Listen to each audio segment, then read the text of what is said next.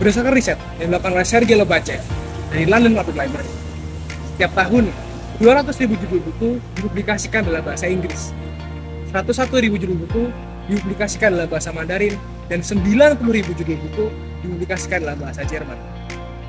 Tingkat publikasi setiap negara tersebut menjadi parameter tingkat pendidikan, literasi, dan juga sebagai parameter kedudukan bahasa-bahasa tersebut di kancah dunia internasional. Pertanyaan bagi kita semua, berapakah jumlah buku yang dipublikasikan dalam bahasa Indonesia setiap tahunnya?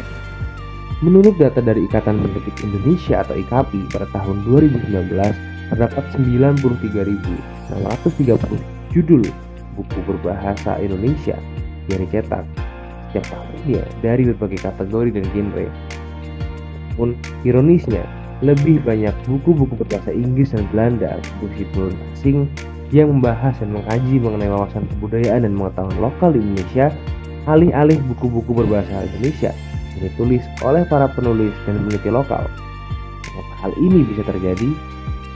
Mari kita tanyakan kepada Ibu Windy Sustoning, dosen pengampu mata kuliah Bahasa Indonesia, Fakultas Ilmu Sosial dan Politik, Universitas Palangkaraya.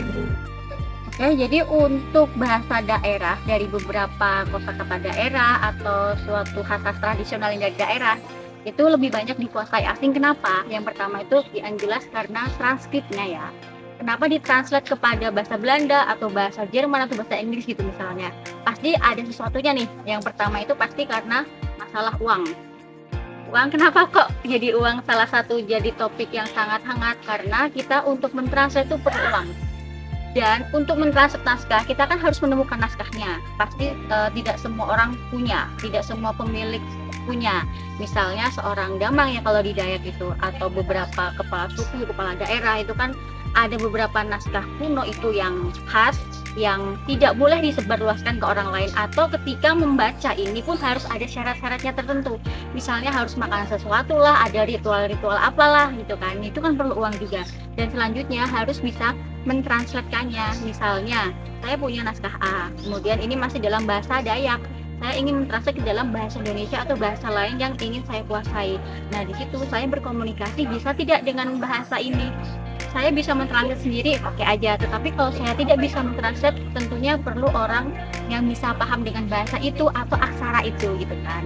Nah, makanya itu kenapa kok banyak sekali orang-orang asing yang sangat tertarik dengan naskah-naskah kuno kemudian ditranslatekan ke bahasa mereka. Itu salah satunya dananya tentu saja banyak. Yang pertama mencari tahu di mana, kemudian yang kedua itu bisa komunikasinya, yang ketiga itu ada bahan rujukan. Tidak semua naskah itu lengkap, tetapi kita harus mencarinya, itu juga perlu uang.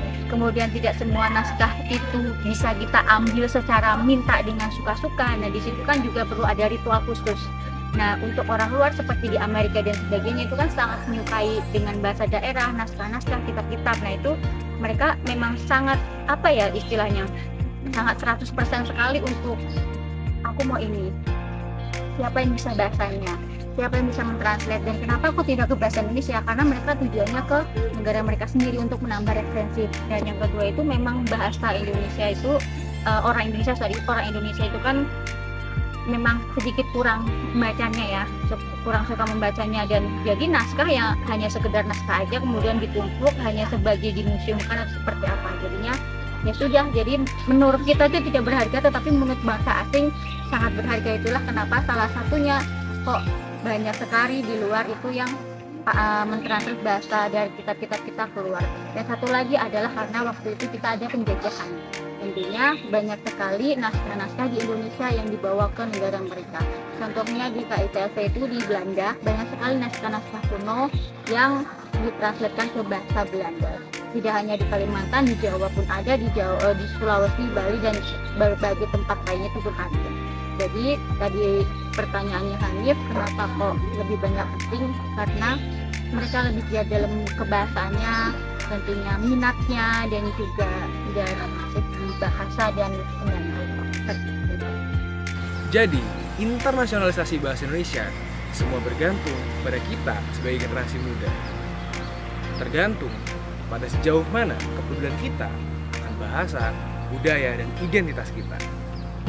Utamakan bahasa Indonesia, lestarikan bahasa daerah, dan kuasai bahasa asing. Salam literasi.